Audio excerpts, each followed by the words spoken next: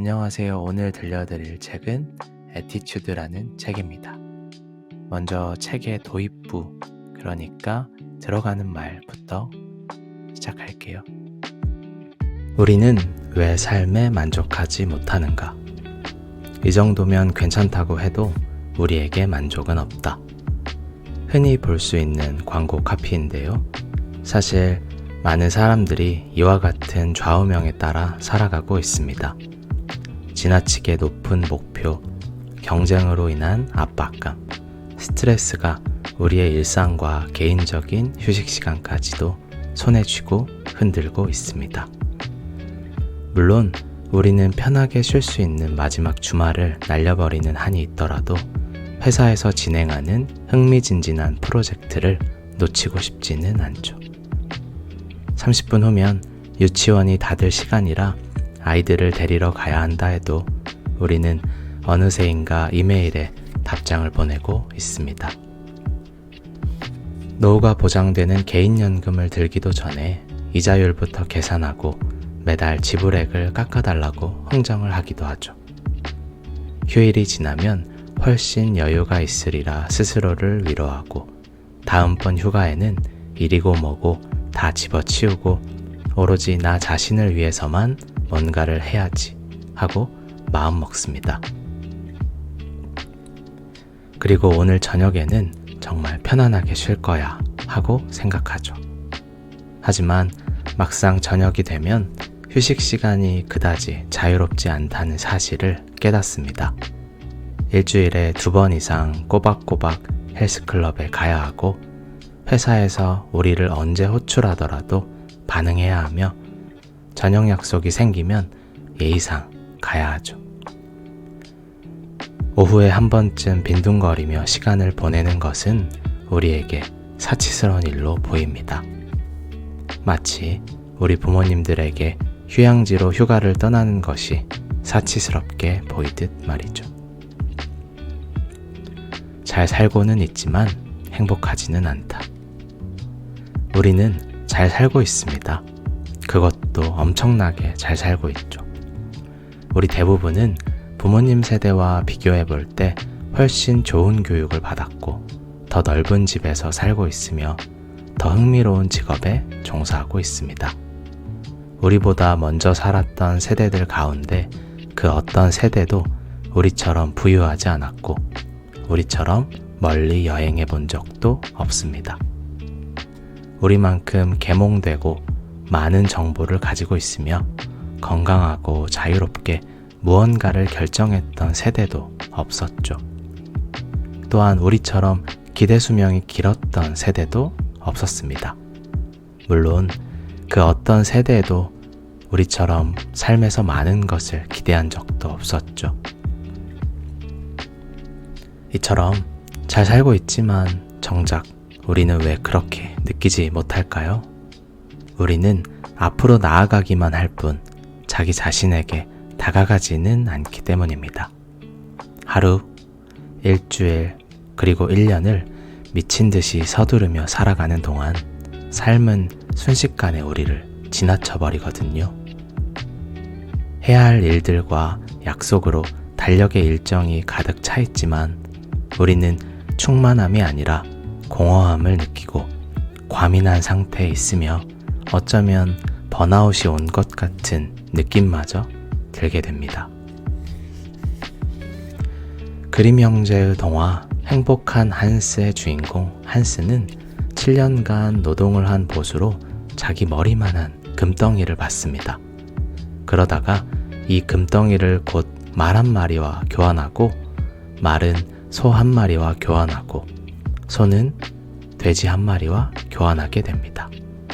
마지막에 이르러서는 한스는 빈털터리가 되고 말았지만 너무나 행복해했죠.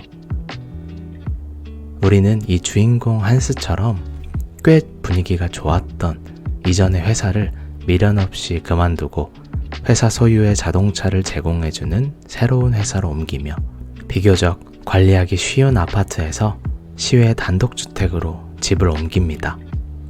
배우자와 아이들, 반려동물과 함께 시간을 보내는 대신 인기 있는 드라마를 보며 시간을 보내죠.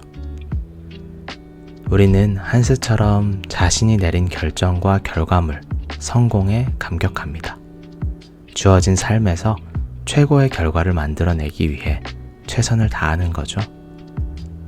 그림 형제의 동화는 행복한 결말을 맺습니다. 한스는 자신이 세상에서 가장 행복한 사람이라고 생각합니다. 매번 충동적으로 이루어졌던 교환을 성공적인 교환이라고 해석하는 거죠.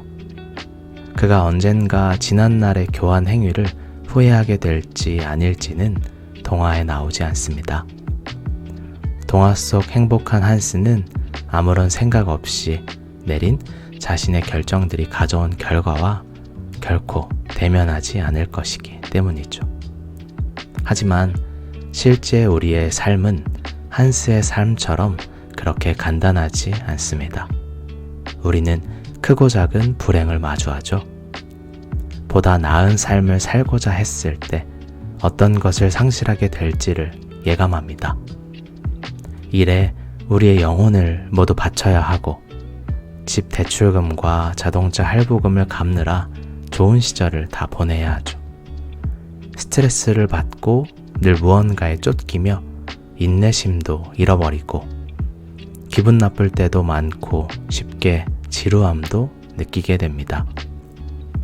그리고 세월이 흐르면 우리가 마음대로 할 수 있는 게 더 많아지는 게 아니라 오히려 줄어든다는 사실도 예감하죠. 예전에 비해 감각도 무뎌지고 상상력도 줄어듭니다. 우리가 얻은 복지와 성공은 당연히 그에 걸맞는 재물을 요구한다는 사실도 깨닫기 시작하죠. 우리의 삶은 어떻게 병들고 있을까요? 스트레스가 만병의 근원이라는 사실은 이미 모두가 잘 알고 있습니다. 그 원인으로는 시간과 관련해서 느끼는 공포심이 있다고 해요. 시간에 쫓겨 살아가며 받는 극심한 스트레스 외에도 우리는 살아가면서 꼭 이루거나 경험하고자 하는 것들을 하지 못한 채 죽지는 않을까 하는 데에 대한 두려움이 있습니다.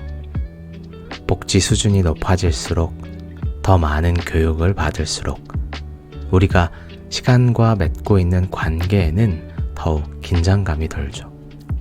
미국의 작가 제임스 글릭은 자신의 책 빨리빨리 초스피드 시대의 패러독스에서 우리는 항상 시간이 별로 없다는 생각을 갖게 된다 라고 썼고 다음과 같이 평가했습니다.